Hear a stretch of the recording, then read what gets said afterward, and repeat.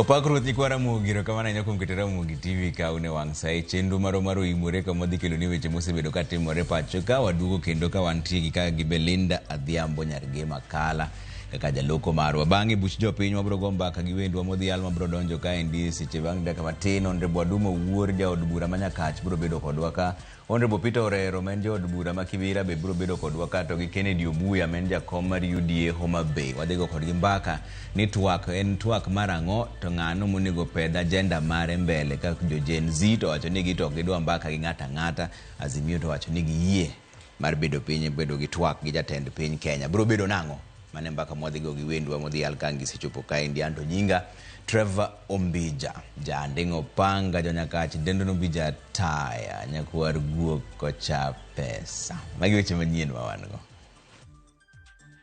pale 2027 tutafanya mtihani na hawa wananchi na kila mtu atakuja na kazi yake amefanya, so hakuna haja ya kusumbuana hapa katikati. Wacha tungoje hii mtihani, kila mtu afanye hii mtihani tuone nani wa kupita nani wa kuanguka. Jatend piny Kenya William Ruto kone jo Kenya mondo bed kod horuok kendo rit kinde yiero mabiro duoko pacho jotelo mok ti maber. Gini kane en ok dadhi e sirikandno. Kata ka jogo dwaro sirikal ma barabar owe jomoko ma ODM madwaro dhi kanyo to en ochung' motegno kaka nationalist osebedo. Otherwise bro ketho nyinge. Malingling lieko ni sirikal chano chiwo thuolo ne sirikand Barua Bar ni kweyo liet mar siasa kod telo mokwako Kenya. Jogo wadonje bugo around dhano 24. Unfortunately, bugo no makogi ma ji 5 nongo wito ngimagi. Ng'at achiel ne ohinyore kendo pod ni osiptal. Masira mar sianyruok makar kunyo mula marongo Migori nyonego ji 5 ka koro jokuny mula sani nigi luoro ewi lwasi marach mar tich.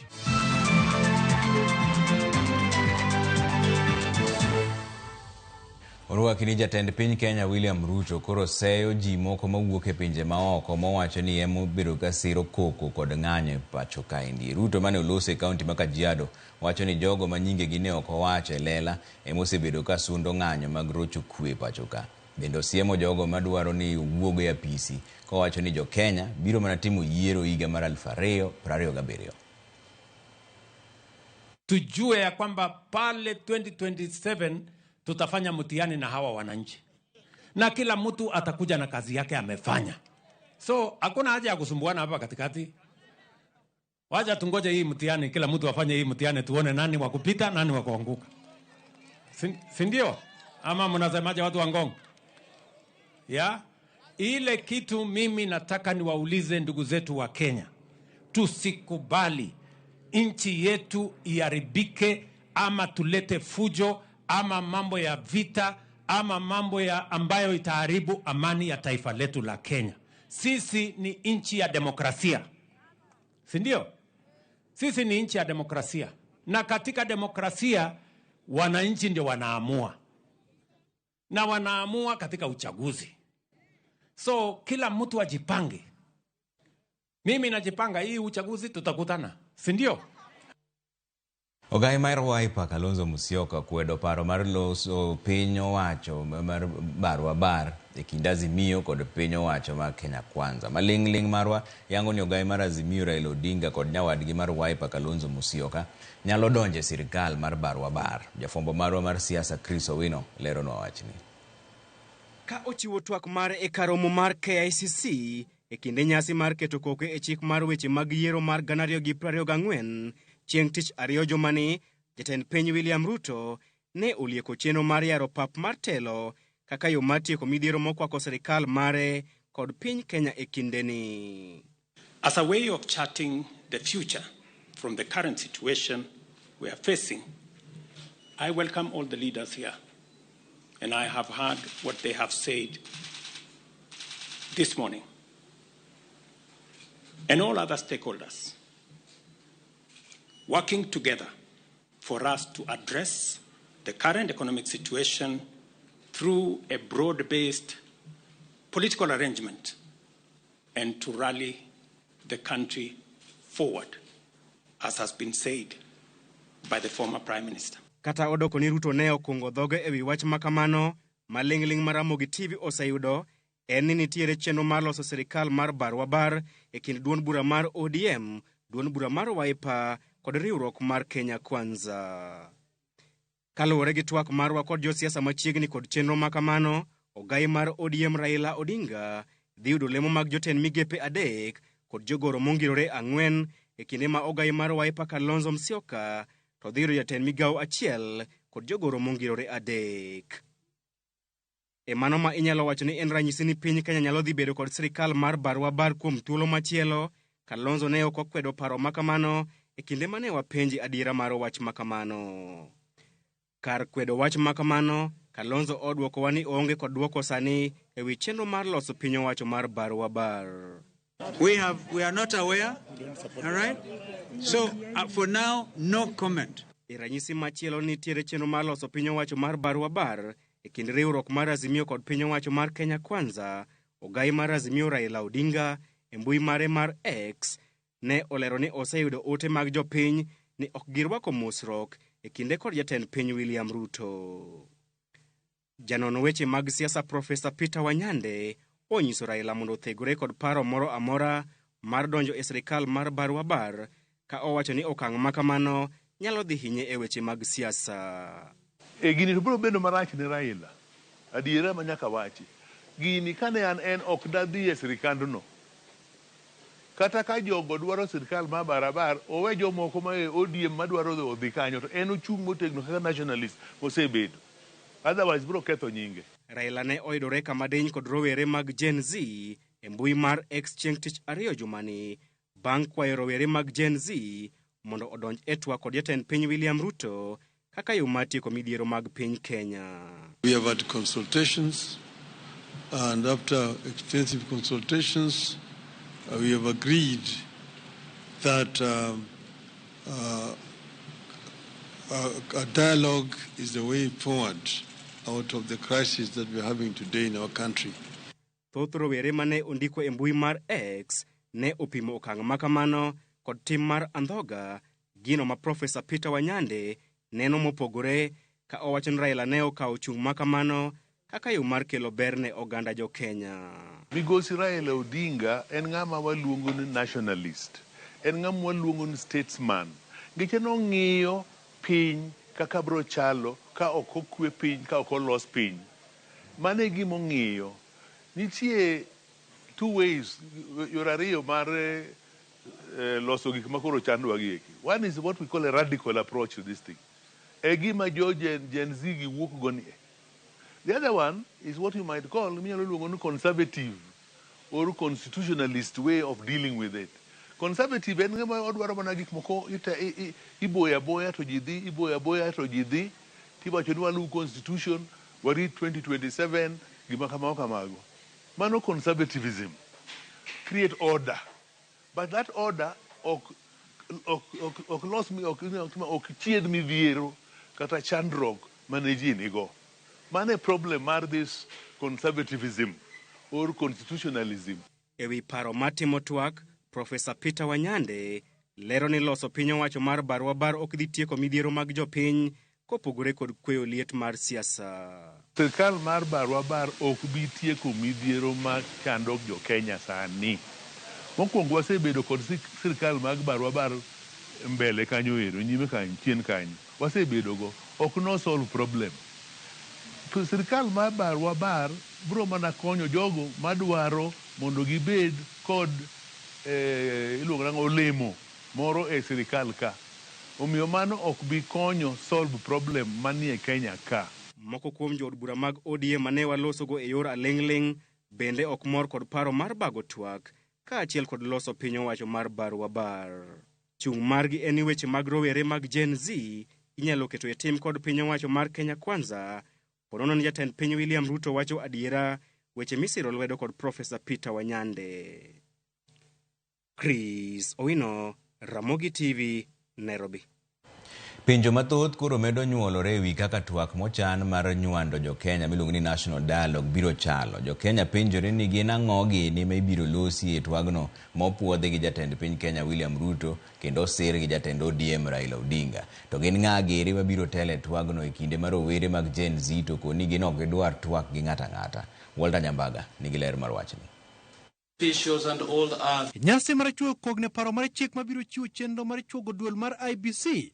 Jatend piny William Ruto kod ogai mar ODM Raila Odinga ne otiyo kod thuolo ne lando ne jo Kenya ni lalruok biro bedo mar temo loyo midhiero mokwako jo Kenya. We have yet another opportunity as a country, Kenya being the resilient people we always are, to come together and figure out the future of our country in a manner that makes sure that we address the existential challenges and threats that face our nation. We require now a wider engagement so that people have an opportunity to vomit all that is there in their chest. Twagno mar ndalo auchiel kochakore wuok tich owinjore onywandi ji 150 mowuok e sekta mopogore opogore koriwo koda ka rowere 50. Kata kamano, rowere ma nyaka sani oseloso wacho ni ok gidwar bede twak ma kamano ni madwaro margi sirikal oyango kendo gionge kod jotendgi, duond bura kata dhoudi magiyiengore.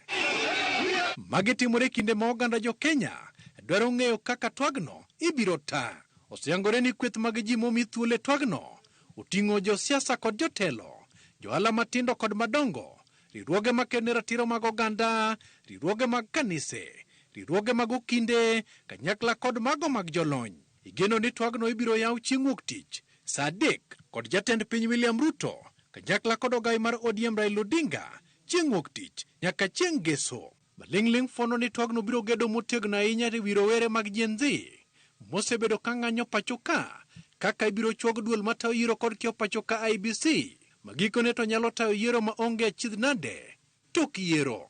Twagno bende biro mulo matut e weche mag telo makare kod chia kaluwore ni ywak osebedo e wi telo marach pacho ka e sirikal kanyakla kod jotend migepe monywando nyaka bede migepe mag piny owacho. Jotwagno bende biro mulo nywando dhoudi duto e lemo mag piny owacho. Bende gibiro mulo matut kaka nyal kony onge mar tich pacho ka, ahinya kaka lakteche to kod jopuonj mag JSS e kind mamoko. Jotelo mosewuok ayanga ka siro twak makamano oting'o gavana ma Migori Ochilo Ayako to kod nyawadgi ma Homa Bay Gladys Wanga. And we support our youth and our Gen Z we support because they have come up and they have pointed to the issues that affect this country. And these are the issues that even Raila Odinga has been talking about. I know people say that Raila does not speak for us. Maybe he does not speak for you. But he speaks for us. Us who are in the Orange Democratic Movement Party, us who are several Kenyans in this country who are within his formation. Onge gimoro amora minyalo losi ka ji ok go mbaka. Onge gimoro amora minyalo losi ka ji nie lweny. To yawa matindo mang'anyo meduru ng'anyo mondo duondu no kik lal. To mbaka ni bendo dhi adhiya nyime.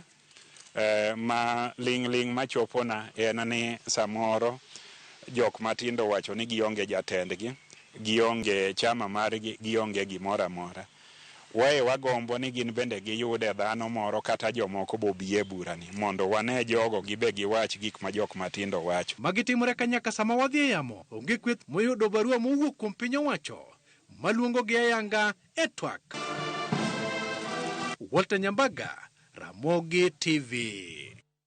Kata kamano moko kuom jotelo mag kweth mar Azimio dagi wach mar bago twak mar kelo winjruok e pacho ka indie. Tend duond bura mar Jubilee kod Wiper okoni onge winjruok moro amora manobedie kwethno mar bago twak e pacho ka gilero ni jo-Kenya ok dwar twak e kinde ni to mana lokruok e kaka itayo sirikal ma pacho ka. Maendi biro mana odiochieng' achiel tok jatend piny Kenya William Ruto ketone kokotene kod ogai mar Azimio Raila Odinga e kind jotelo mamoko lando ni idhi bag twak juma manyien mar kelo winjruok. Simpros Okinda miyo walera. Officials and all others. Odiochieng' achiel tok jatend piny William Ruto kotene kod ogai mar Azimio Raila Odinga e kind jotelo mamoko lando ni piny Kenya dhi bago twak chakre juma manyien mar kelo winjruok e pacho ka. Moko kuom jotelo mag kweth mar Azimio thegre kod twak makamano. Duond bura mar Jubilee kod mano mar Wiper duto mantiere bwo kweth mar Azimio okwedo twak makamano ka gilero ni ne onge winjruok e Azimio mar siro twak manyolandi kod ogai mar Raila Odinga kod jatend piny William Ruto. If there were consultations about having a national dialogue My view is those who are hurried, and there wasn't a full consultation. We don't want to be seen to be sanitizing a regime that has fallen flat on its own tummy. But we are saying here, as leaders who are younger than him, that there is no time for dialoguing. We are atukatai yeye anatafuta amani ya Kenya twende mbele. Na sisi tunaitafuta na kusema Ruto must go. Ogai mar Wiper Kalonzo Musyoka kod jagoro maduong' mar Jubilee Jeremiah Kioni olero ni gik marowere dwaro ok twak to mana tim. Amesikia lakini hajaelewa. When I see him talking about dialogue, what is he calling them to dialogue about? We just finished kitu kingine inaitwa nini? Nadiko. He has not implemented anything other than the IBC bill that he signed yesterday. Before that, there was a BBI. There are so many reports out of dialoguing that part of the reasons why the young people are actually protesting is because they are also fed up with dialogues. The dialogue Gen Z and Kenyans are demanding is that Parliament stands dissolved, a snap election be called, and that Ruto go home safe. And Wiper Democratic Movement agrees with everything the Gen Z are asking for. Wiper kod Jubilee nochako twak maggi ka gipuoyo okang' marowere ma pachoka osekao mar temo loko kaka itayo sirikal ma pachoka. Unfortunately, we lost very many of our young people during those demonstrations. Jotelogo kwedo sirikal gima giwacho ni nego kendo mako rowere gi thuo na oyaye ka gidwaro mondo gai mar obila Jafet Koome kod komanda mar obila ma Nairobi Adamson Bungei okaw ting' thoe rowere kendo gwetao. IG Koome and National Regional Commander Adamson Bungei resigns from office and accept responsibility of the death, and they should be jailed even. Injuries. Kioni koro kwa jo Kenya mondo chak chenro mar luongo jod bura maggi mano puodho paro mar chik komenda ma higani manitiere duond bura mar Jubilee. Members of Parliament in Jubilee who either voted for the finance bill or stayed home. Kama ulivote yes na ulikaa nyumbani, wewe ni sawa sawa. Hata wale walikuwa naiba chama wako hapa because they are all part of the pain that we are feeling as a country. If Kenyans decide to recall these ones, we as a party would be more than willing to help them achieve their goal. Ma en gima koro neno ka gima fuok moro mienje kweth mar Azimio gino makata kamano gitamre yie lela. Jotelo go singo ni Azimio dhi bago romo mondo rang matut dwaro mar jo Kenya. Simfros Okinda, Ramogi TV. Jatend migao mar wuodhe kod apeyni Kipchumba Murkomen owacho ni jogo ma imiyo orak mondo los apeyni ochungo tijegi kaluwore gi onge mar omenda e migaono kod gope mosebedo ka kunore mapok ochul. Murkomen wacho ni midhiero mokwako migaono ne ochakore chon ok sani. Nowuoyo e kinde mane idayo dhoge od bura mar Senate kama ne gichope kaachiel gi jotend migepe miluongo ni Musalia Mudavadi ma bende nodwoko penje wi kwan oganda jo Kenya manie pinje ma jo Arabu kod kaka girakore gi midhiero ma gisebedo ka gikadhie. Lydia Okeyo nigi ler mar wachni.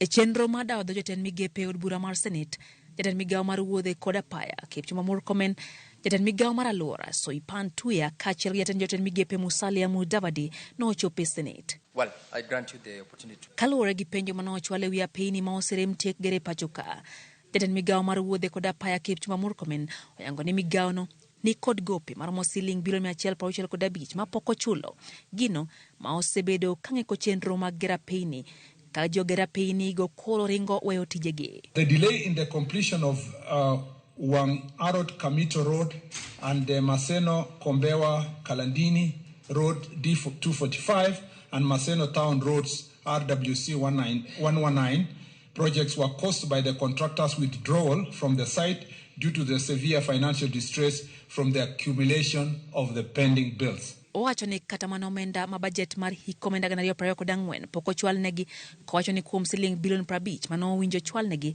bilion 25 kende mano chopo ne migaono ka koro onyiso luoro ni chenro mag gedo mag apeyni kidek bedo gi ng'ikruok. That we are not going to start new projects until we complete the projects that are in place, because this disease was going to be carried forward continuously year in, year out, and we were living a lie, and that's why we must confront the reality on the ground. Jatend migepe Musalia Mudavadi noyudo thuolo mar chiwo ler ewi kwan mar oganda jo Kenya manie pinje jo Arabu e yore mag tije maduto romo ganda 416,548. In Saudi Arabia, the records we have are there are 310,266 Kenyans. In Qatar, 66,025. United Arab Emirates, 23,000. Bahrain, 8,000. Oman, 5,392. Kuwait, 3,515. Iran, 200. Iraq, 150. The total record we have as of to date is 416,548. Mudavadi owacho ni kata obedo ni moko kuom oganda go osebedo kaka midhiere e pinjego, to piny owacho osetemo manyalo mar chwalo kony mowinjore. Kata kamano, olero ni nonro moko gi ongego kaluwore ni nitiere oganda man oko to ok ondikore e yo mowinjore. Numbers given therefore constitute periodic statistics derived from our missions in these countries. It should be noted that not all Kenyans register with our missions abroad. Owacho ni gisetemo chiwo kony mag omenda, hocho kod siro chenro makelo ringre oganda moko mawito ngimagi anyane familia ma ok nyal ka koro singo ne gijiwo tudruok e kind piny Kenya gi pinje ma okgo mario kuonde ma oganda winjo e pek. The ministry also facilitates administrative procedures, including police investigations, if any, and the settlement of hospital and medical bills as appropriate. Jatend migao mar alwora bende olero ni migao mare tiyo kanyakla gi counties mar kedo gi midhiero ma ikelo gi lokruok chal lwasi e kind chenro mamoko. Lydia Okeo, Ramogi TV. Bura mar mibadhi matudo gavana machon ma Migori Okoth Obado kod anyuola mare nodhi nyime do odiechieng' ma kawuono kama duol makedo gi mibadhi pacho ka EACC owacho ni giyudo oboke manyiso lal mar siling milion 505.6. Moko kuom gigo mabende noyudi e kinde timo nonro gin kaka orofa mar udi 20, barupe mag bengi, aguche mag bengi e piny mar Scotland e kind mamoko bende. Nyakidi miyo ler mar wachni. Kedo gi mibadhi e pacho ka EACC ochwalo e nyim doho neno tok nonro magitimo e wi buch mibadhi mokwako gavana machon ma Migori Okoth Obado. Apisa motayo nonro Robert Rono owacho ni ne giyudo oboke manigi nonro e od nindo mar Obado kod od wuode Dan Achola e kar chung od bura ma Uriri e kaunti ma Migori, kama moko noyud e utege mamoko kaka ma Green Gardens mayudore Lavington, Nairobi. Oboke go gin kaka barupe mag bengi kod mamoko, report mar timo nonro kowuok kuom sirkand kaunti ma Migori kod listi moting'o nyinge mwandu makwan gi romo 22 manengo gi romo bilionde modhuro mag omenda. Magi ka gin ma itudogo Obado, wedege kod mane en jating ndai mare Jared Kwaga. Available balance on up to truly 17,199,357 shillings and 40 cents. The name of the person you are on transacting and signing is Jared Kwaga. E kinde mane opedho neno e doho, Rono ochiwo ranyisi mar mwandugo kama oting'o ot manengone romo silings milion 34.5 e kar dak Maloresho, udi adek manie bwo aguch NSSF moger machiegni gi apaya mar State House Road, ot manikaren kod mwandu bora e kaunti ma Migori kod Nairobi, duto manie nying Obado, familia mare kod ji mamoko ma otene. Property listed as number 13 your honor is parcel of land 20 acres, location S.Sakwa. Dohono bende omiler e wi mwandu mamoko kaka odorofa manigi udi 20 eka buora mag lowo kod lori mar sombo mauta. Mamoko gin nyamburko 2 ma ondiki e nying jago ma nyinge Ben Owadi, kama moko ni e nying Jared Kwaga. Status registered in mom's name. Gigo mamoko mabende noyudi e kinde timo nonro gin kaka barupe monyiew godo mwandu ma opogore, report mar nonro kowuok kuom sirkand kaunti ma Migori e wi masira moro mar mach kod barupe mag bengi.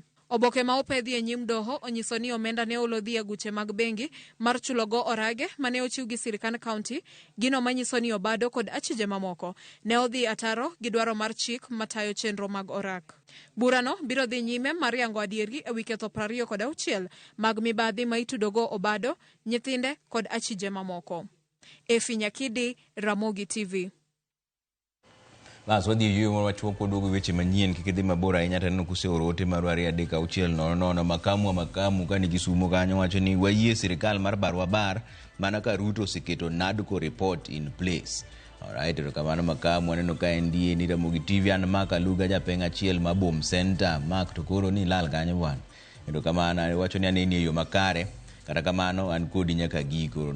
Ramogi TV omosh digaro Land Cruiser osiep na ibi monango ma Trevor neno chenro maru imore yo makare walemne piny Kenya mondo kuyo med mana bedo. Ero kamano ahinya wadhi yuyo moro matin waduogi weche manyien bang' daka matin.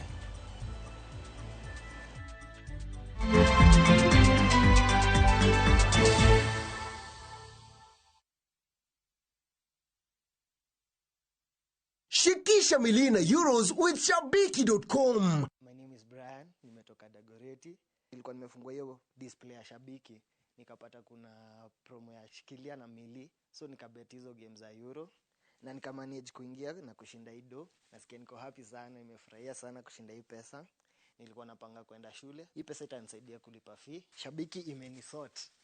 Cheza na 49 bob or more on 3 or more games, moja ikiwa ni ya euros, and stand a chance to win over 3.5 million Kenya shillings in cash. Ingia Shabiki.com and shikisha milina euros leo. Not for persons under the age of 18. Shabiki.com is authorized and regulated by BCLB license number 359.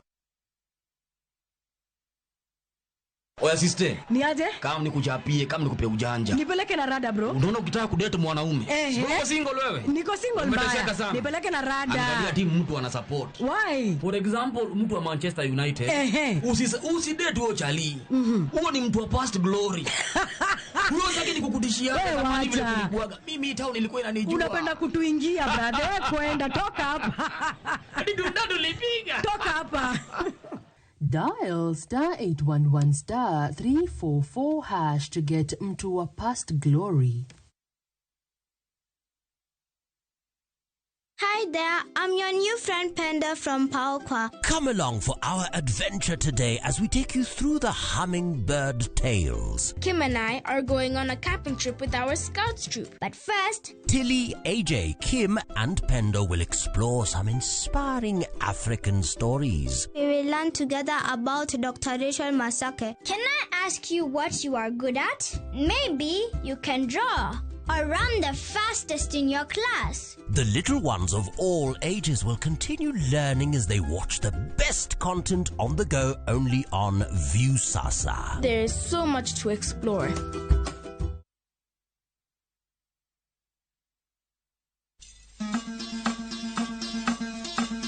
Wuoth e chuny kit ngima, puonj kod timbe. Kane iyiero ng'ato ni bedo ruoth, to nyaka nobed ng'ama kawuono iluongo gi Kisumu ni tong' dak and hamsasa. Wakelonu sigendni mane ok wache wi anyuola mopogore opogore. Chakre nam nyaka e alwora ma ji odakie. Chik ochano ni ng'ama dhodho nyathi e kore ok kor gi rom gi dhako wadgi. Ne kaka timbe machon ne okalo e tieng' ka tieng' kendo kaka ne gin kido mabeyo ahinya. Wamielo bul, wawero wende wa moko mag oganda, kendo wawero wende wa moko mag paro. Wamiyo giwa luor kendo wanono adiera mamiyo waduto wabedo kanyachiel. Desreuru mondo ubed jok makare. Mana adier. 111 Ngeso ka ngeso, saa 1:45 otieno.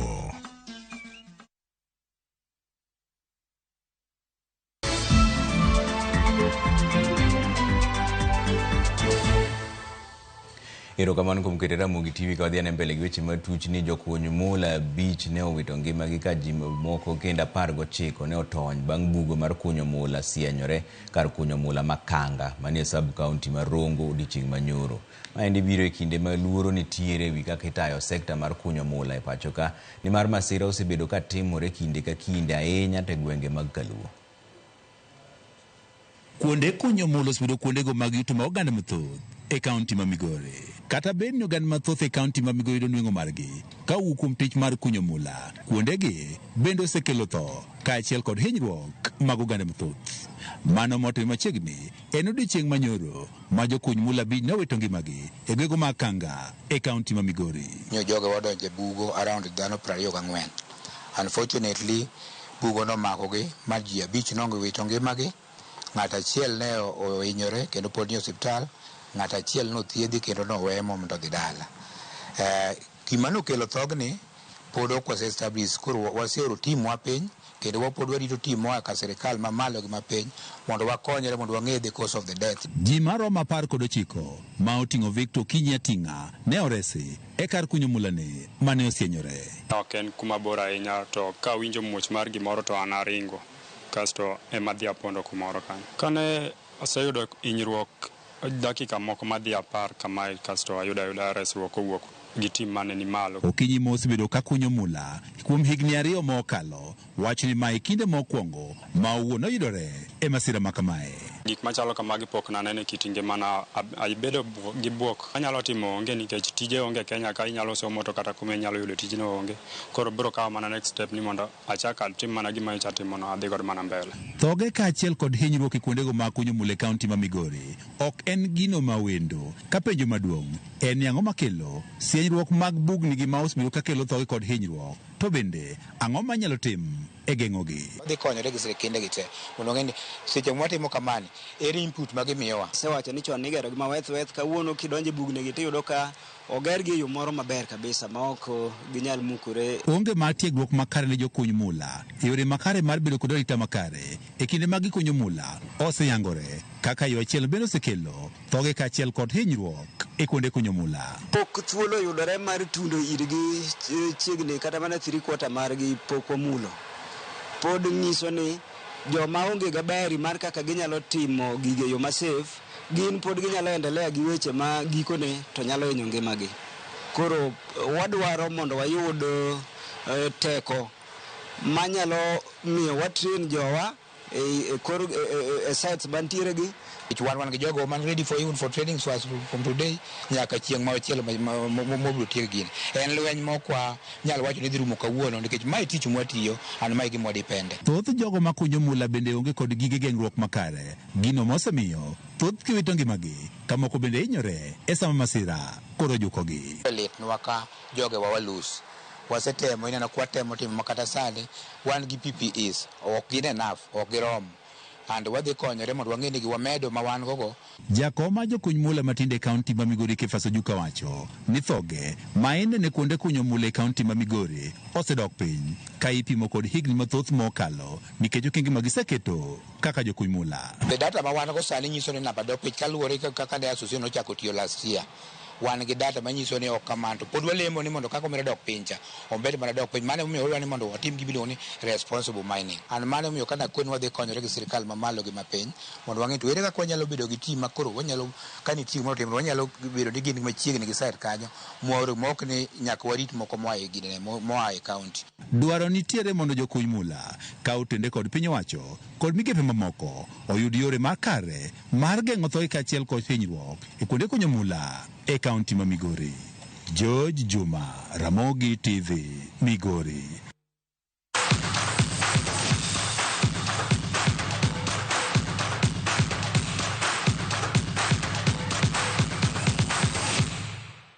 Bas wadonjo ne weche mag tuke kapok wachako mbaka mar buch jopiny ni Ulinzi Starlets e joloch mar okombe mar mine mar FKF Cup ma endi higa mar 3 maluwore ma Ulinzi Starlets oloyo okombe makamano. E final ma kawuono ne giloyo Kibera Soccer Ladies gonde 2-1. Hii imekuwa yetu kabisa because tumewin for the third time of which it is a good job from the ladies and good support from the management. Kipindi ya pili imekuwa ngumu because tulikuwa tumeplan well. First half we had to win the game because ukiangalia my team utapata several players wako na machela, tuko na several injuries na tulijua depth yetu iko chini kidogo, so we had to win to make sure that we win the game faster. Tuke mag sikunde sekondari tam mar 2 mag gwenge ma Nyanza ne ochakore gi ng'ikruok bang' tugo e kind tim mar Agoro Sare gi Kisumu Day chwal nyime. Tugono mane onego bagi alap ma Cardinal Otunga High School ne ochwal nyime nikech luoro ne nigi arita kwe mag kanyo ne dhi kethore bang' johera mag timbe ariyogo pong'o i pap. Jobag tukego nochuno mondo omi ochung tugono. Kata kamano johera mag adhula nochiwo ywak margi ne chenro mar bago tukego e alap matin. Tukego ne onego bagi alap mar Gusii Stadium, kata kamano alapno pok gedo mare orumo.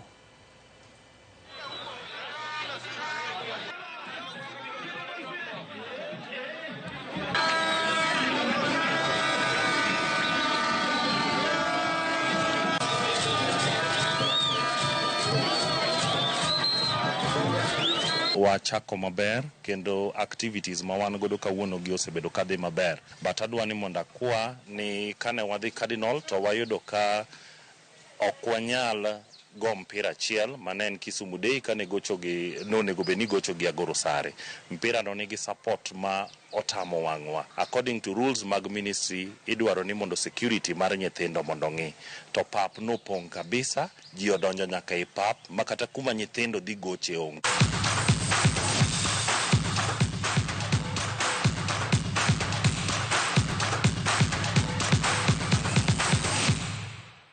Bas wadhi yoro moro machuok waduogo to wadhi chako mbaka marwa mar buch jopiny. Wendo modhialo osechopo kaendi ka gin achiel kuom gi en Honorable Adumo Wuor ma en jaod bura ma Nyakach, machielo en Honorable Peter Orero ma en jaod bura ma Kibera, kasto gi Kennedy Obuya bende nitiere kaendi jakom mar UDA Homa Bay. Wadhi go kodgi mbaka e wach mar twak mosebedo katimore ni en twak mani kare koso oyo. Azimio nitiere jomoyie, nitiere jomodage. En twak ma ochomo kanye, en sirikand barwa bar koso oyo. To mokwongo bende wach masira moro notimore mwakwedo kabisa dala ma Nyakach Sigoti, ng'at achiel nonegi bang' kuo mar dhok. Wabiro penjo mheshimiwa ni to ang'o miyo wach ni ok en gima rumo dichiel. Mane mbaka mwadhi go bang' dakika moko matin, omiyo kik idhi mabor ahinya.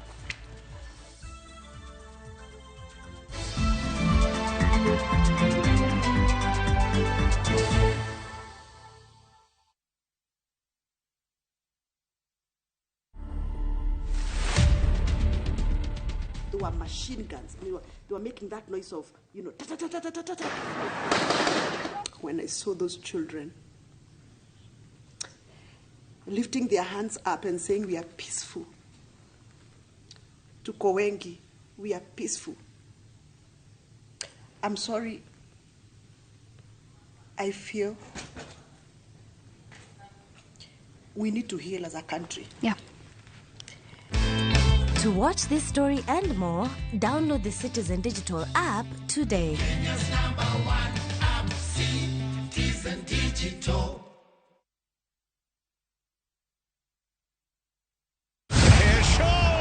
Miaka minne ya kujiandaa, miaka minne ya kujua ni nani mbabe wa kandanda bara Europa. Wakati umewadia na mwaka huu hapa ndipo mechi zote 51 zitatangazwa moja kwa moja kupitia vituo 13 vya redio. Ni nani atatuzwa taji la babe wa kandanda bara Europa? Ungana na watangazaji gwiji kutoka vituo vyote vya Royal Media Services tunapobainisha mbivu na mbichi kwenye kinyang'anyiro cha kombe la bara Europa Euro 2024 live, moja kwa moja kutoka Ujerumani. Shikisha Mili na Euros with Shabiki.com. Not for persons under the age of 18. Authorized and regulated by BCLB license number 587.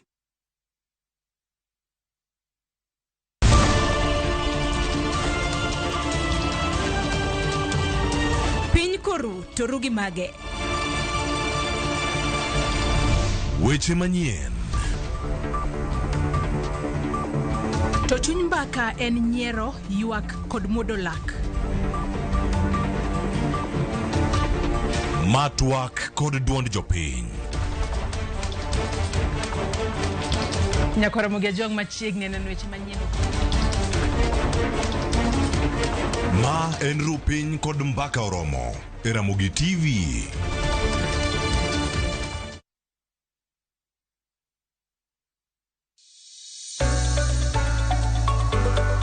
E piny kae, tije mag andika medo bedo manok kendo e okang' mamalo.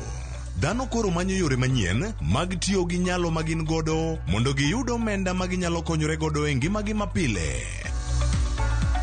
Riwri kodwa e chenro mar poko pogore ka waluwo sigana mamulo chunji mopogore. Inspiration, mostly I watch movie The other one, anongo inspiration kuma daki in slum. Kaka giloko nyak makende, magin godo to bedo ohala makelo negi pesa. Kendo ting'o ngimagi malo. Inyalo tiye kambi, iwuoni tiyo matek to msara en mana macha. Poko pogore. Tich ang'wen ka tich ang'wen, saa 2:30 okinyi. Mana e Ramogi TV. Kik bai.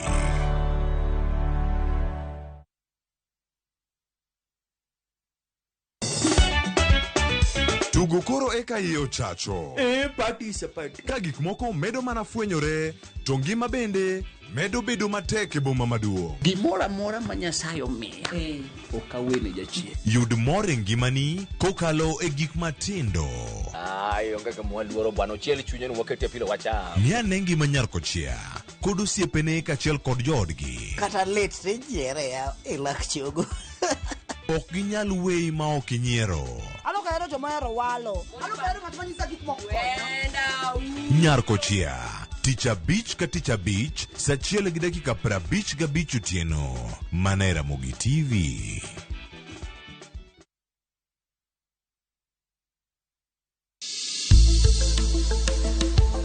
Ngimawa en gima duong' moloyo. Onego bed ni wang'eyo kaka wadak, korka chiemo, exercise, nindo maber. Wakelo ni achiel kachiel lakteche man gi lony mar arieya e weche ngima dhano. Kikwa discriminate ne joma nigi ndulume to tikwa pandgi. Ng'eyo en teko. To kodok korka ngima mar del, bedo gi ng'eyo nyalo kelo lokruok maduong'. Wacho ni kendo Ruth pile ni e penj laktar kaindi chiemo watiyo godo mondo wageng' tuoche. Wabiro wuoyo gi ji e yo mabiro mulo chunyi kendo miyo pachi yawre. Obwongo gi del gin ga gigo motimre nade moriwore. Koro gimipidho obwongo mari luwore gi gino mipidho dendi. Riwri kod Ruth Otieno e penj laktar. Wuok tich nyaka tich abich saa 12 odhiambo mana e Ramogi TV. Penj laktar. Ngima en mwandu.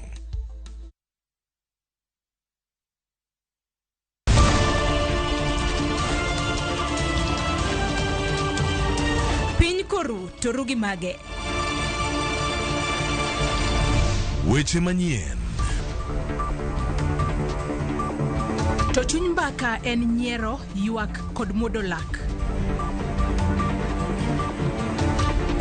Matwak kod duond jopiny. Nyakora Ramogi jong machiegni neno weche manyien.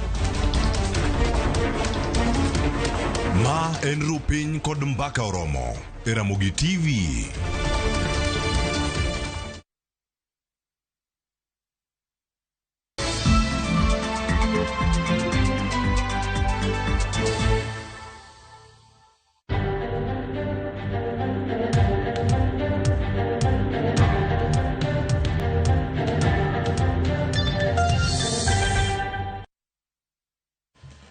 Erokamano ahinya kuom keto Ramogi TV ka une wang' saa e chenro mar buch jopiny kama wadhi goye mbaka e wach mar twak magalamoro onego time nade mondo mi jo Kenya duto winj ka gima gin e iye kanyo. Wendwa modhial ni koda ka endi Honorable Adumo Wuor men jaod bura ma Nyakach. Erokamano ahinya kuom wasichegi. Honorable Peter Orero men jaod bura ma Kibera bende nitiere ka. Erokamano ahinya kuom wasichegi. To gi Kennedy Obuya men jakom UDA dala ma Homa Bay. Erokamano ahinya kuom wasichegi. Kapok wadonje wach mar twak magalamoro ni Mheshimiwa Adumo Wuor achaka ne kodi wach moro ne wawuoye ka endi saa 1 kawuono. Tho mar ng'at achiel dala ma Nyakach Sigoti e wach mar kuo mar dhok. Mheshimiwa ang'o mi wach mar kuo mar dhok ma Nyakach ni otamore rumo? Pek ni kanye? Pek nitiere nekech ok apani sirikal oseketo okang' makare ne gidwaro ni gitieke. Nekech dhok duto mikwalo nitie mana only one location magidhi to gibedo recovered. To onge jomimako mitweyo ne wachni. Kata jo sirikal mochung' e area ma dhok dhie mosebedo reprimanded by the government. Koro apani the goodwill and the criminals matimo gini take advantage ma the laxity ma the government. Sirikal ko wacho ni oketo okang' makare to dong' wasik waneno ka giloko jotendo kwach kich makanyo. Mano ok kony. Mano ok kony nikech mage criminals mabiro gotieno to en nitie kaka gitudore gi criminals wetegi be maa koni. to dhogi kamiterogi en one location miluongo ni Tabaita ei Kericho. Ok gidhi in any other place. So ka sirikal dwaro notieke, to nitie kaka ginyalo geng'o jogo ma jogi okaw dhok koni to dhigo kocha. So en nitiere many ways minyalo tiekego. And tieke ok en amata ma the national government. Nitie kaka our county governments can also come up with the old tactics mane timo chon, like chon ninyayudo ka dhok wa marked king'iyo ite ka en dhiang' moa Kisumu tibrodo kondike ni Kisumu County Council or this district nebedo stamped e dendgi kanyo. So when they go to the butchery, they would be able to locate that the ones who also regulate butcheries. So kwa regulate butcheries, to wabronge butcheries matero dhok mag kuo. Pien gi go ing'iyo ni dheni no akanye ng'amokele. It would be easier to track them. So that has not happened. And gima bro dwaro a joint effort mondo watieke. Ang'eni nyoro nin kanyo nyaka gimoro sa 11 gokinyi kawuono. Ang'o mineno seche mane in kanyo? Yes, sama nyan kanyo kanya winjo ni ne nitie raid. A group of around 8 gangsters from Kericho, rustlers, jokuo mag dhok giendi Lang'o, nyobiro momonjo the family mar wuoyi matin miluongo ni Benson Ochieng' Arum, ma wuod Arum Marara, manye gi kode kabisa. Nyokawo gi time ka gi kode, to nyoko yudo support ma security forces on time. Jo security no biro but nye gi biro kodeko. Sama nyi biro no nyo yud kanyo sechwoye gasere, ma nyoko nyal tony ma nyotha gi kanyo. To nyo temo geng'o gi, to nye gi dhi gi dhiang' achiel te en be gi chwoye. So nyotho kanyo on the spot, nyan kanyo gotieno, saa 8 nyaka saa 11 kanyo. In kaka koro jatelo makanya, ang'o makoro nyaka timre mondo eka kwachak gomba kamar twak mokelo wakaende? Ang'o makoro ne onego tim chakre kawuono mondo mi wach mar kuoni rum dichiel? Wach mar kuone, anyalo nyiso joan ni mondo gibed gigol itgi oko. To kendo seche moko jokuogego koyudi, to an tanyalo nyiso ogandawa ni nitie seche moko makoro iwacho na wayo jogore gi lak, nikech gisehinyo jowa mang'eny, ji osehinyore to onge okang' mosetimore malong'o. Adwa nanyis jowa be mondo gikony polis, kech gimbe ginyalo nyiso polis jogogo ma ging'e ni richo manyiso joka kama gik moko nitiere. Ni kanyo mondo kuro adonje ne wach mar twak magalo moro machakore juma manyien, kendo kuro adhi chako gi Mheshimiwa Peter Orero ma jaod bura ma Kibera. Wach mar twak ni osekelo ywaruok. Mokwongo in yie gi twagni koso oyo, nikech kata mana e Azimio ka pod tiere pogruok. En twak mani kare koso oyo? Mokwongo Mbija, kapok watwak, adwa go mos ahinya ne jojensi manyocha okaw ngimagi e yo mok kare, nikech ne giwuok kaka nyithi Kenya ka, ne gineno ni piny ok ri kare, mondo gikony piny obed maber. To koro askechwa moko notiyo marach gi magina margi, ma nyithindwa moko ma pod tindo, higa 16, 21, kata jogo mane onge ng'anyo notho. Omiyo kamoro amora mantie an gi kuyo kabisa, nikech waketho ngima jok mane pod nigi future. Koro ma emokelo wach mar twak. To ok adwa chake twak masani. Aparo diere moro higa 80 kama, ne nitie ng'ato ni Karuki Chotara. Kane universities gomo, nikech vice chancellors ok dwa wuoyo kodgi, ne giwacho ni gidwaro dialogue. Koro Chotara nobiro mowacho ni to dialogue ni kare en pesa di, openjo Moindi to en pesa di ang'iewe. Tiende ni dialogue ni ok ochakore sani. Taparo ni jogi kanoromo NADCO report, meaning mar NADCO en National Dialogue Committee. Apani ka kore wach dialogue ni nobire, nikech kaka gini nobiro nwa e parliament, NADCO ni ok nobira bira. ka kura wan osekwal kaka wan jo Azimio nwaneno ni ne wayudo kura mang'eny to ka koro IEBC nokwaro kura wa nwawacho ni nyaka wa protest wa demonstrate mane wa demonstrate mang'eny wa bende notho ji maromo 70 mokalo an onge demonstration achiel mane leone kendo ne wadhi pile ko wachi ni wawuok to kendo wawuok omiyo jowa notho to tho mar jowa ema nokelo NADCO-ni tiene ni mondo piny ne kwe nyaka jogi ne yie mawuok kodwa koro mae momiyo ne wachiwo jowa modhi obede NADCO report ma ng'ama notelo kanyo ne en Kalonzo Musyoka to ne gin gi Wandayi Opiyo to gi Eugene Wamalwa koro report ni kanowuok to nowach ni nyaka kele parliament dendo ne giwacho ni ok owinjo walok kata koma achiel to gima ne duong' mane nie kanyo ne gin points 9 gin bills 9 e NADCO kanyo ma one of them in mar IEBC ni mano chwe kogno ni koro nowach ni ka report ni osekele parliament to nyaka terne gi Bwana Ruto to gi Bwana Raila Amolo Odinga omiyo process ni nochakore gi demonstration mane watimo cha ma bende ji nothoe mana kaka koro nyithindo gi notho emomiyo ne baba ni oro nodhi oromo gi Ruto to kendo nokelo joge ne te mag jo Azimio to jokabe okelo joge gi omiyo an kaneno ni to winjruok mane nitie nyoro ni apani Kenyans kanoneno ing'eni sani wane akirikeke piny ok ni maber nikech kata kama wawuothe ing'enye MPs koro winjo mane idwa mosi koro sami wuotho ting'iyo mana bathi ni to idwa mosa koso an maber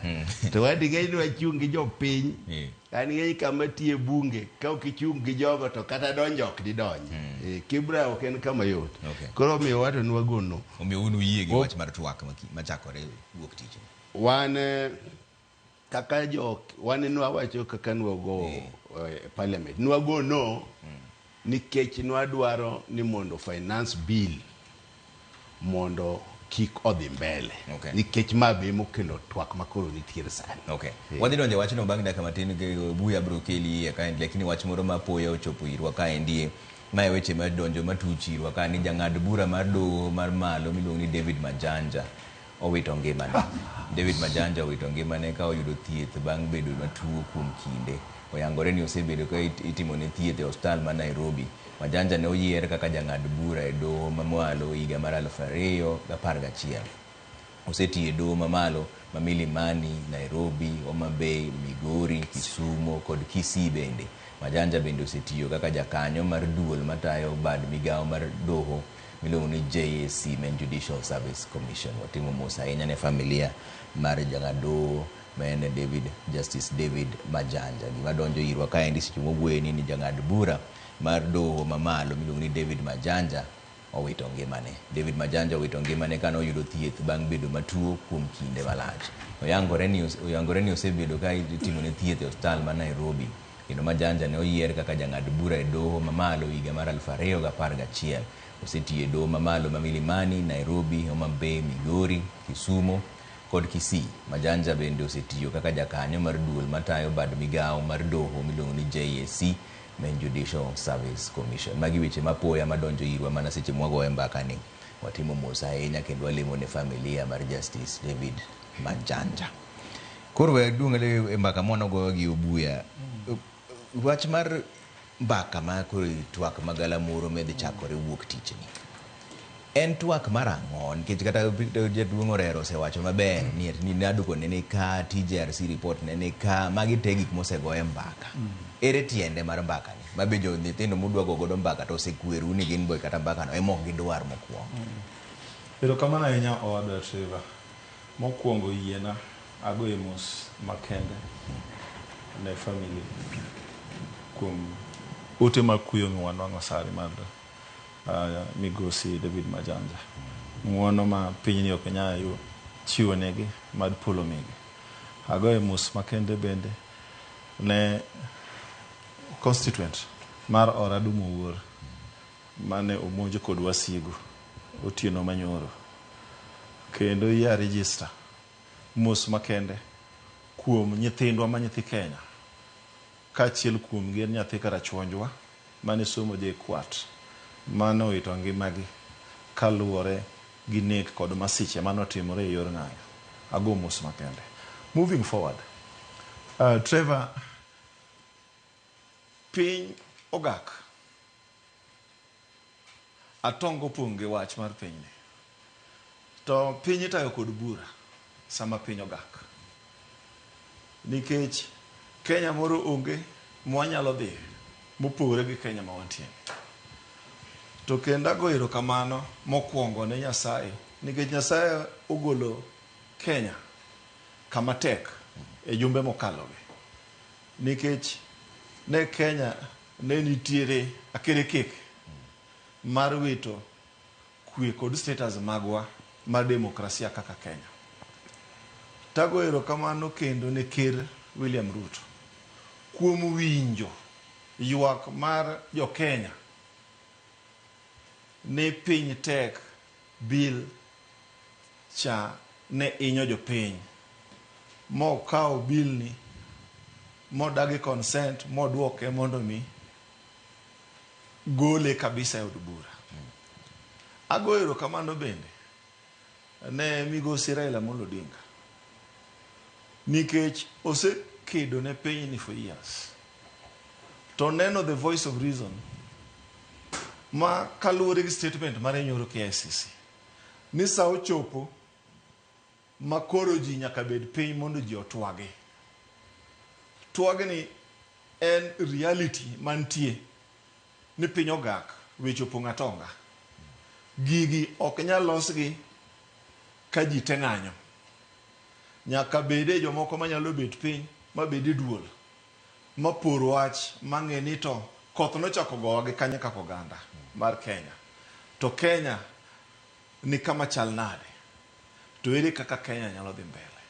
Mano miyo akawo lwet ariyo kagone migosi Raila Amolo Odinga erokamano kendo puoch gi pak kuom weyo self interest gi personal interest mare, mong'iyo ni Kenya is greater than Raila Odinga, greater than ODM, greater than UDA, greater than William Ruto. Erokamano. To Mheshimiwa Adumo wuori mbe wakeli ane wach ni nikech orero wacho maber ni mbaka gi nosego mang'eny, ji osewuoyo mang'eny. Kendo kata nyoro kane nyithindo neno picha mane ng'eyi no ne gi owang' kabisa, ma giwacho ni gini koro chalo mana sirikand barua bar. Mokwongo ineno nang'o e wach mar twak ni? En gima ni kare koso oyo? Mokwongo adwaro nagone jowa matindo gi erokamano, the generation Z erokamano, because gimiyo Kenya chalo gima dhi chako manyien. And jowa mang'eny ong'e ni nyaka Kenya ne yud loch, jatendwa mokwongo mane the father mar opposition nondiko book moro ni Not Yet Uhuru. That was after independence, and he resigned as the vice president nikech noparo ni things were not going right. So I want to thank nyithindo gi ni what they've done. They've shown that they are committed and they have the best interest of this country. Nikech gigi nyicho tamo leaders mang'eny timo because of vested interest. But gimaduong' madwaro ni jowa matindo go ng'e much as we compliment them, ni they should not get carried away because they've just started. And they are starting nikech nitie ng'ama nolei negi foundation noero. Even today we have the father of opposition politics. They must have read his story, Mare. They've known what he has gone through, which very few of even the younger generation can withstand today, much as these things are happening. So the younger generation have come forcefully because there's a base which has been laid for them. Ginge maber ne kane owuok ombulu maiga mokalo. To Azimio led an onslaught against the government. Kanegi wachoni the cost of living should come down. Gik mang'eny should be corrected. IBC should be in place. There are demands which were put by the opposition, led by Raila Odinga. So it is against that background that nyithindo gi have picked up. Somo maber wachoni experience is the best teacher. So nitie seche moko ma nyithindogi might have the energy, but when you live for long, you get wisdom. So they are our children, and we want to guide them, that they should be guided and seek for prayers from where they've reached. You cannot watch on Adwaro, you put demands, so you are not giving a solution on how those demands can be met if you have the welfare of this country. The welfare of this country, we must know that the President Mwadwa Golo is a creation of the law. So Kinya Gole outside the law. So Nyethendogi have already made a demand, and he has already abided to some of these demands. First, the Finance Act 2024 is out, courtesy of this, our young generation. Yeah. So Marario, the changes which they want, whether it is IBC, can only be effected through a structured dialogue. And there's need to now involve all the stakeholders, including these young people, to come up with issues on how they want the government run. So the issues they've raised are very fundamental. And then the changes which they require are also fundamental solutions are required. So how do you get the solution when you don't engage? So Baba should not be misconstrued that you run away from a problem. And many of us would not also run away from this problem because we want to please the younger generation. Whatever they're doing, I've got our support. We want the government to do right things, and we also want them to know. Even Baba started at a very tender age, if you read his history. Jaramogi started at a very tender age. Tom Mboya died at the age of most of this, our young Gen Zs who are struggling today. Tom Mboya died at that age, at the age of 30-something. And at that time, they know the achievements he had made. Jaramogi also started as a young man, and Baba also started as a young man. Some of us also started as young men. We did not just become MPs overnight. They should have looked at us. Even when Ouko died, the things we did. So we started, and we've been in that struggle, and we've reached here. So we can combine, and they can also only succeed when they have the goodwill of these old men, which they want to abuse today. Orero nyithindo giwacho ni picha maning'eyi no ni udwaro sirikand barwa bar. Bentire adieri wacho. Nikech isewacho maber ni nchuze go mbaka NADCO yudo nyaka chike moko chiko monego bed ni kete kogno. Achiel mar IBC kende mosekete kogno. Koro kare sani mbaka ni uno dware ang'o? Kare ing'eni mar IBC ni kani winjo kaka nyithindo gi wuoyo, nikech waonge gi IBC. Koro kata election minyalo time Kenya ka onge. Ting'eni ok wana failed state. We are a state ma is working. Ka wan a failed state, to wanyalo tima gik moko. Nitie framework ma nyaka bende time gik moko. IBC ni ka ok okete sani, to samoro kata election mar 2027 ok nyal timore, nikech gi need at least 3 years mondo gi prepare for election. To sani ne wasetieko 2 years, wadhi donjo higa mar 3, to kata jogi podonge. Omiyo achiel kuom items mane bill man NADCO ne en constitution mar commissioners mar IBC gi, to gi kaka gi dhi bedo appointed. Wan gi other areas, wan gi oversight mag Senate, bende bill no ni kanyo. Wan gi bill mar anti-corruption and EACC, wan gi bill mar entrenchment mar NGCDF. Koro bills ni iye ka mang'eny. Omiyo mano chak mana gi bill achiel. To kani fomo NADCO bang' kane waseyware gi sirikal, mane watimo mandamano, mane watimo sufuria ma Kioni makoro wacho ni ok beni Kioni ema ne oting'o sufuria e wiye pile pile.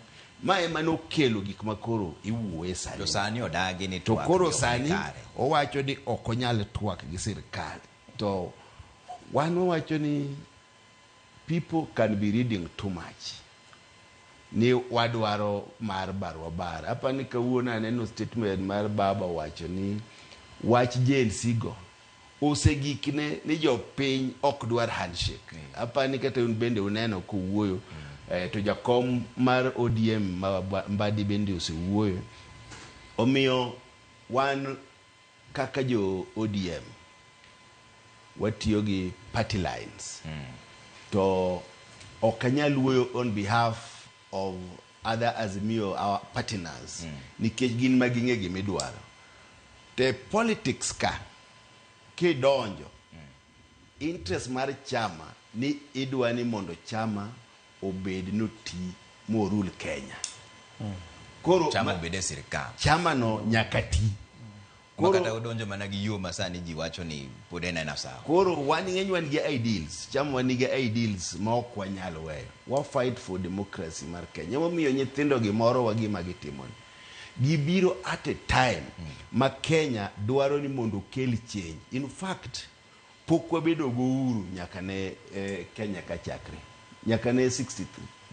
Wasiko ifinya jo Kenya. Omiyo kane nyithindo gi owuok spontaneously.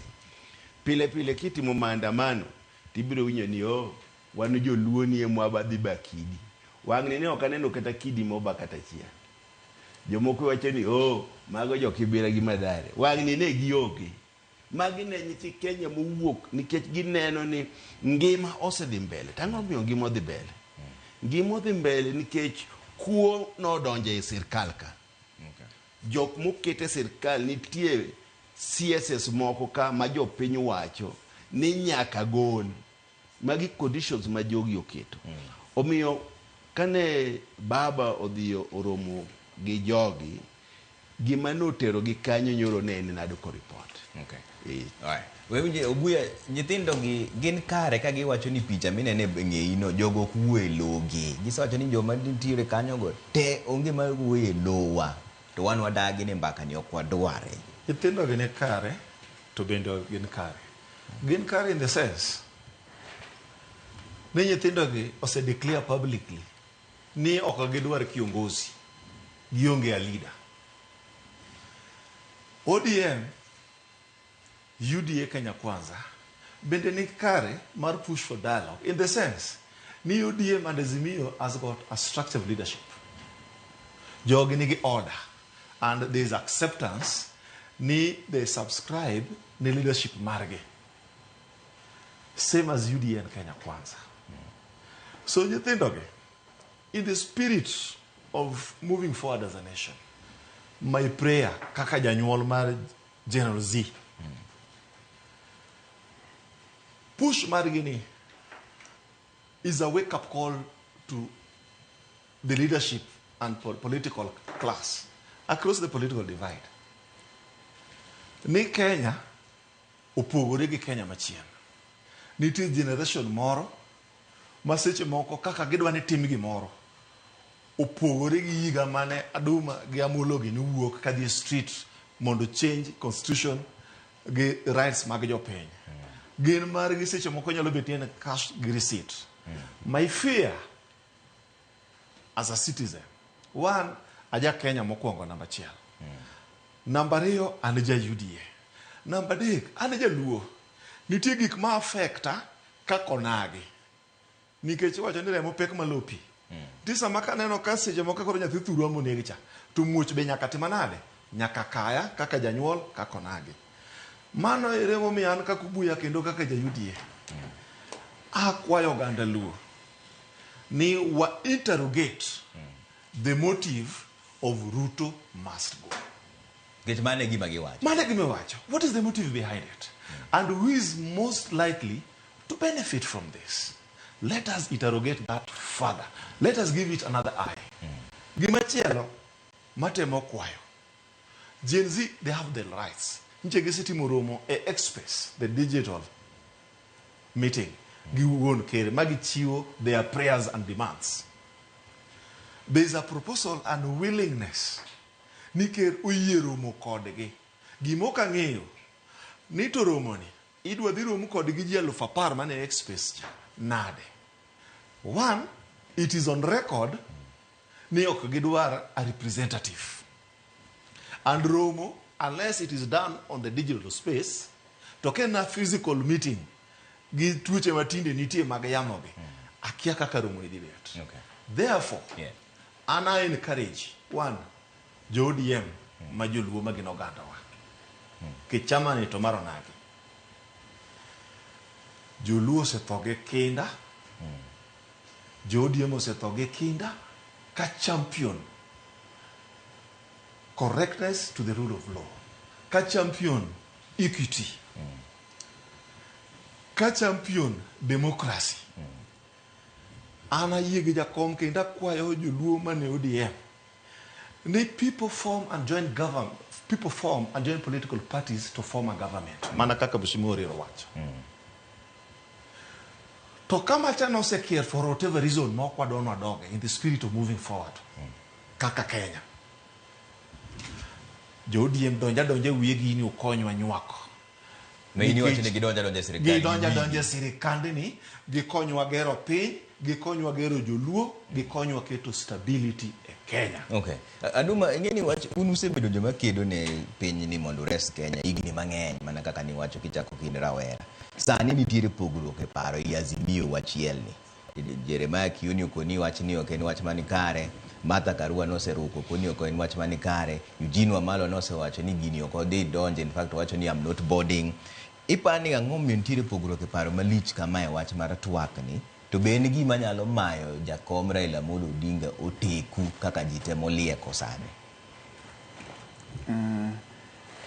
Okapani nitie oteku ma gino nyalo mayo ng'ato machalo Raila. Nikech king'iye to Raila en jatend Kenya. Andigni duto mosebedo kigone ombulu waseneno wafuasi ma en go.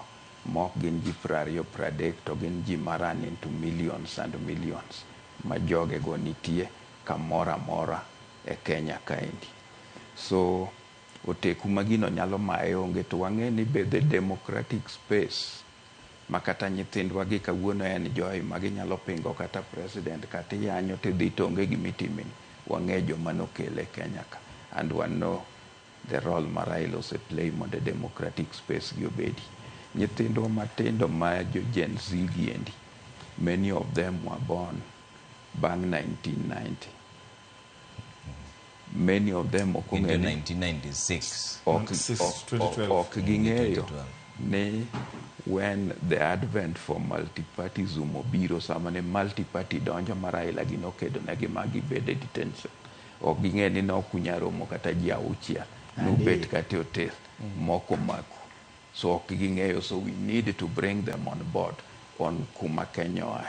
Kagi somo those stories to gibiro ng'eyo gima wadwaro. The democratic space ma wantiere gono emomiyo bende en Azimio, because Azimio is a very democratic movement. ODM and Azimio mane gin leaders kaka an anyalo wacho pacha maseche moko pogore gi mar Raila, but pod I remain as a member. That is why Kioni nyalo wacho pache no mabe wa respect. To paro gi duto ka ji osewacho mopogore kamano, to we need a dialogue. Dialogue means ni jowa duto ma stakeholders man gi interest and mowuok e paro mopogore opogore, obed jo kanisa, obed political parties mopogore, obed jodinde mopogore, biro dhi to ji keto pachgi kamoro achiel to ji winjore kaka notim the Bomas draft kane wadwaro katiba manyien manonyuolo katiba mwan go sani ni.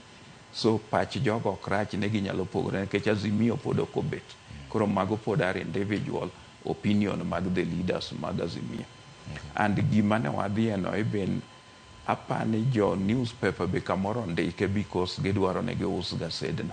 Onge kama nyose wache ne kata baba osechiwo stand. Gima nye timo, nyen gima nye timo which has ad teko mar chik manche ne time bunge.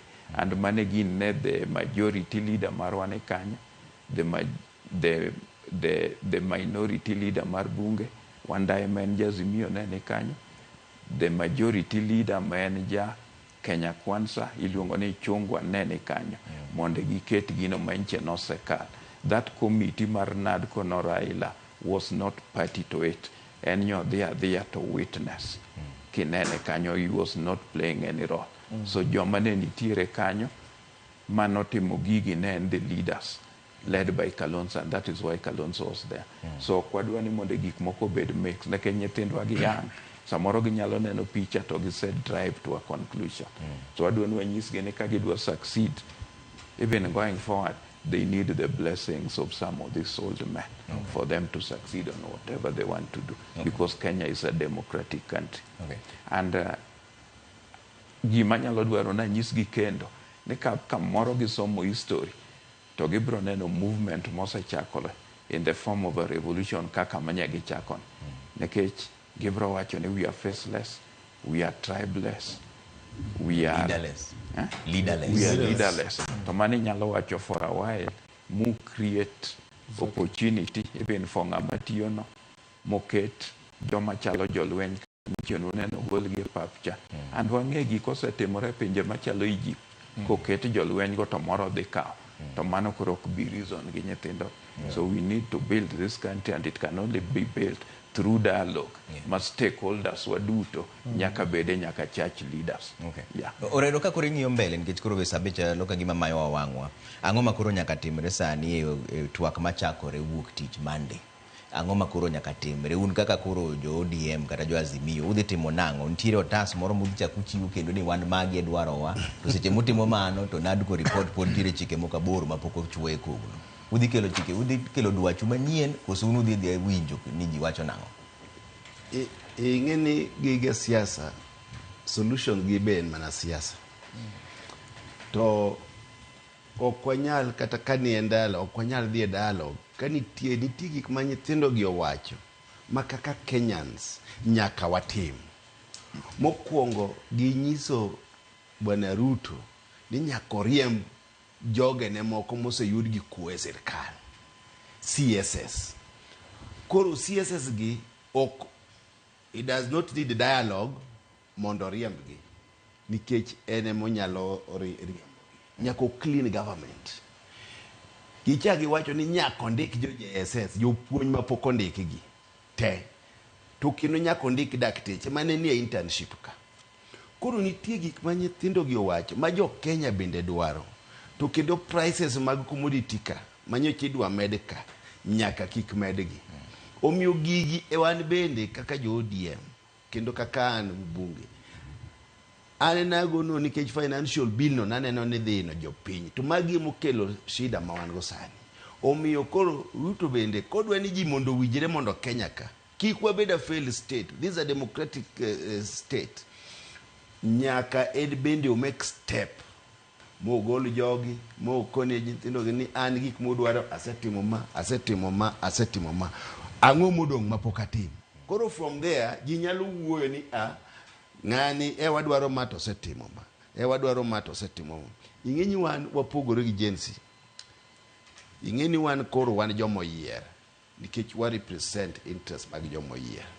To jensi slogan gi edi ni Ruto must go. Makao kogo to gimora amora no onge. Lakini wan kaka koro jomo yier waneno ni demands moketgi mondo wadhi mbele kaka jo Kenya. Nyaka wadhia to these demands. Obuya ang'o ma koro nyaka timre sani? Ka koro ing'iyo chakre wuok tich nyaka ngeso.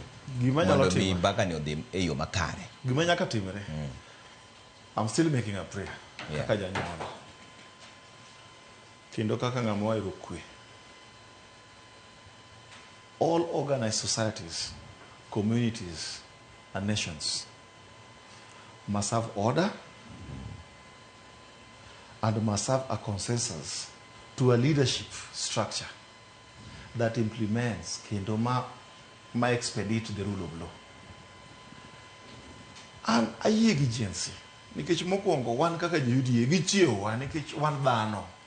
Onge ng'ama onge weakness. There's nobody who is perfect. Wacho ni nyekunindo. Junindo. Hello. One dhano. We have a weakness.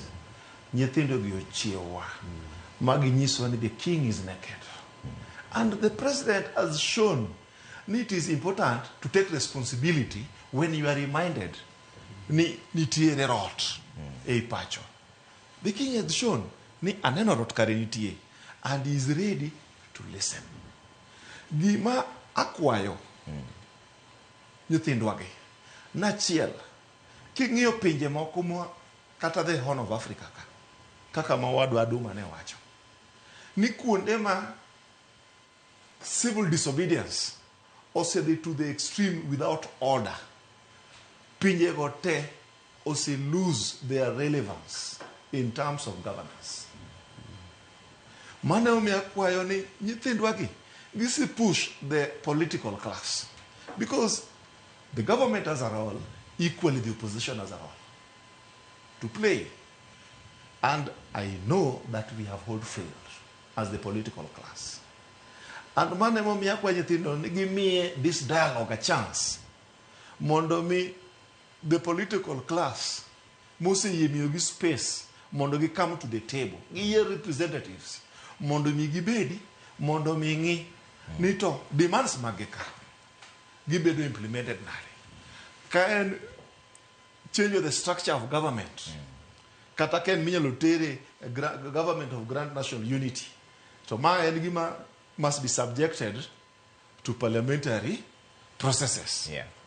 To ma kanya katim nyithindo ka are not gazetted members of parliament, meaning there must be order of leadership madhi expedite the prayer gini nyaka dogo mane od bura.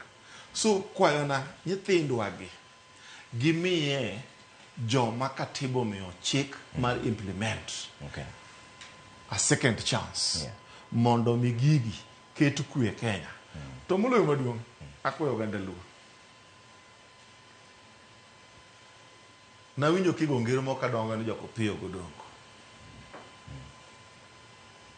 wamakre uru kaka oganda to waten wuodwani to gi babawani mondo mi piny ogerre, nikech gima litna interrogate kendo ni Jeremiah Kioni was part mar NADCO. Kalonzo Musyoka was the principal from the Azimio side mar NADCO. Proposals gi te gine experts gi jolony manuchiwo. Then kakoro NADCO report ni ichiwo na neno nyori TV. Body language mare gi statement mare opogore ka jakom dugu winjo to jakom no kelo kwe. Statement mare no kelo kwe and the voice of reason. To kakoro aneno kokwagi ni gidhi madhi chai, to kochopo sama koro gichiwo statement ma last makoro gin oko ma KCC, Jeremiah Kioni is missing, Kalonzo Musyoka is missing, jakom odong' gi jo Oparanya kod Wandayi. Jotend Azimio gi dibed ni mamoko mopogore ma ODM ni dibed ni tiere romo moro magitimore mopogore gi outside mkutano magitimo pile kaka jo Azimio. Back to jo ODM gi interrogate ni dibed nitie buche moko mopogore gi buche magitimo gi joka momiyo jakom odong' kende gi jo ODM sama koro gi a destination. Mheshimiwa Duma, un ka koro watieko wach ni un nutimo gima kama nang'o ndalo mano dwaro mondo lok gik moko kata chike moko Kenya ka nutimo nang'o? Nitiere ng'ama ne ndiko gigi piny to tero ni wan ma endi gima dwaro 1 2 3 mondo mitime kose nang'o manutimo? Nikech jo nyithindo masani gi to kaka gitim gini pod obago gi iketo gi e mbui kanyo, ng'ato dwaro gire wuon, ka ng'ato temo ni wuoyo to mano ok jatendwa ok odwa winjo gima wacho, ok owuo lowa. Un nutimo gini nang'o? Nyithindo go gima ber kodgi ma anyalo wacho ni ng'ene piny olokore, to technology bobiro mane onge ndalo machon cha, kaka ji nyalo kata yudo wach opogore. Ndalo cha ne en mos, samoro indiko barua ne ng'ato Uganda, kore kikele koni neno ka kikele machiemoro chop ma message no donje, to nyithindo gi koro ng'eni tinde nitie mbui magikwanye wach kaka gik moko dhi mbele sana. Gima ang'e maduong' ma nyithindo gi dwaro nikech gionge jatendgi mosechiwore ni en jatendgi. Wan kane wan kanyo in the struggle ne wan gi jatendwa mane wang'eyo owuok mbele. Kane dwaro kata multi party no bi, to ne wang'e ni wan gi Jaramogi kacha, to ne wan gi Masinde Muliro, to ne wan gi Ahmed Bamaris, to ne wan gi Sheikh Khalid Balala gene. Then ne wan gi the young tax manoting'o Baba Sani, to noting'o Anyang' Nyong'o, to ting'o Professor Uma Mobwa, to ting'o Gitobu Manyara, to ting'o Paul Mwita. So jogi ne nitie and nong'ere ni gin leaders. Ma lead gini midwaro gimoro. To nyithindo gi onge leader ma gisegolo. But gin nyithindo, wan gima neno kuomgi ni gise make an achievement. and demands manye giseketo gisekonyowa kaka finance bill mane dhi hinyo jo-Kenya mang'eny kendo jonyuolgi mang'eny gi bang'e ne ywak ne weche mag jonyuolgi kendo nyok gine geno e ndalo mabiro e ngimagi gin be giwegi but gin nyithindwa and we need to advise them. They must consult mondo gibed advised mondo the gains magisemek kik bed wasted kik lal mane the advice mwanyalo migi but the gains and the demands manye giketo also requires the government they have no choice but to make fundamental changes on demands ma nyithindo gi oseketo. Mano boko nyawuondore kanyo ni nitie changes magiseketo mag fundamental changes nyaka bedi already kuonde mwawuothe not only the political class gik manye nyithindo go kelo but even among the religious community you can see there's already a lot of sobriety in churches. Some of the religious leaders are now making the right decisions by their predecessors kaka Bishop Alexander Muge, Bishop Okolo, Bishop Ondeto Gene made. They were dedicated to God and they were not out to get selfish gains and monies from the political class. Okay. Yeah. Sakoro mai wawango tabo mi udaka chela ngato mana mar wach moro mogik. Weche miorero, wach ni mogik midwa ni jopinyo winje nango. Daka chiel kende. Agoero kamano ahinya wach maduong' ahinya ni wagoero kamano no Gen Z nikech gikelo another level of democracy. Gik move Kenya to another level. To opportunity magikelo ni kik wawedhi nono. Nyaka changes magidwarogi watem mwakel mondo Kenya odhi mbele. Lakini nyaka mos jokebira mos gibio be gine momianka kendo gine jok mosekelo gisegore ne piny nikech kanye mane Raila Babu Amolo Odinga tie higni 20 to gisegore ne piny ni makata demonstration mane watimo ka nyithindwa nothoe mang'eny omiyo waduoko ne giero kamano kendo kik giwe. Okay, Umuya wan daka chiel wach ni mogik. Wach na mogik akwayo kendo gimuolo ya nyithindo matindo usetimo gima ber, usechiwo the political class. Iwinjo ka wadwa wacho ni uluro mos miso ni gin kata gin jo opposition mos ma nyithindo gi omiyo ji kiondko jite nyaka sirikal gimiyo kiondko. Kora akwayo nyithindwa ni wami the voice of reason a chance. Wami jowa second chance the leadership structure marwa mondo mi gi effect radical changes modwarogi. Iye na bende agoiro kamano owadwa ni omiya mijing'o koparo kama owuok e Kibra. An bende aparo kama owuok e Homa Bay County community mar UDA gi Kenya Kwanza family ma Homa Bay County ma omiya platform mabet ka odhiambo ma kawuono. Agoni giro kamano takwayo oganda na majo UDA majo luo ni wayaw pachwa mondo wakony party leader marwa. Okay. Wasire gi teko kwasero oganda wa mane opposition mondo mi obi oyorwa sana ogandwa monagi kotelnegi gi jaduong' Raila Amolo Odinga. Giten wuodwa ma jatendwa ma wuod Sugoi mondo mi Kenya oriere. Okay. Mheshimiwa Duma lornwa wach ni koro. Erokamano mokwongo adwaro nagone kijende wa erokamano nikech ne giwuok in good faith to kendo wadwaro ni wago mos kuom ne jonyuol ma inche nowito nyithindgi e yore moko winjore ka nyithindo gi wuok oko.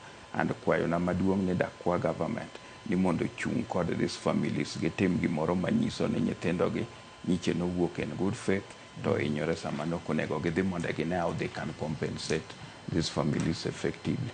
Mar ariyo adwaro na nyiso oganda wa kata nyithindo wa matindo masano biro sani ni gimoro amora ma ng'ato dwaro discipline is key to success. Nyicho aneno ka nitie kijende wa matindo ma ka nitie kata noluong kata kuonde romogi to koro gin gidhi gi paro mar kuo. Nyo aneno ka issues mag kuo dwa bedo mang'eny thurwa kwawe Nyakach kata area machalo Kisumo to kendo nyithindo matimo gigi yudo ka gin nyithindo kata mane secondary school in Kisumu West An aware of nyithindo moko ka nchakalo Maseno momak ka nche nonego watchman around Riat. Tiyudo ne gin nyithindo mana moko jo form 2, form 4 ema dhi timo gigo eko. An aware of nyithindwa mang'eny ma nche wuok Kisumu East ma nyiche nolus ngimagi. Koro jotendwa mabe moko tiyo gi nyithindo maricho. Ng'eny jo amanyo bire siasa manyien to dwa tiyo gi nyithindo maricho. Mok guide gi properly. Kaeto giwito ngima to nyithindo gi mwadwaro. Koro mago bedo anyis ni monde gilok pachgi. Nyaneno ka nyithindwa mang'eny nyicho neg seme ka gidhi e liel to kendo mang'eny ni osiptal bang' maundu ma nyithindo timo ni josiasa motiyo kodgi marach. Mano ok en principle marwa kaka jo-Azimio. Erokamano ahinya Mheshimiwa Adumo Owuor ma en jaod bura ma Nyakach, Mheshimiwa Peter Orero ma en jaod bura ma Kibera gi Kennedy Obuya jakom UDA Homa Bay. Erokamano ahinya kuom miyowa secheu.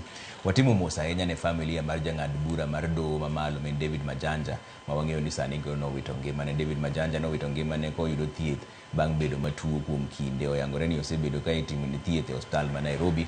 Majanja ne oyier kaka jang'ad bura e doho mamalo higa mar 2011.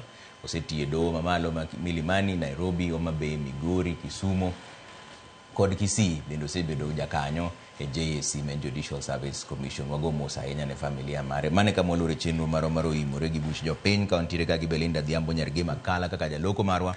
An kaka pile nyinga Trevor Ombija. Jandingo panga jo Nyakach dendo Ombija taya nyakwar guok kocha pesa. Unindo maber jo kama.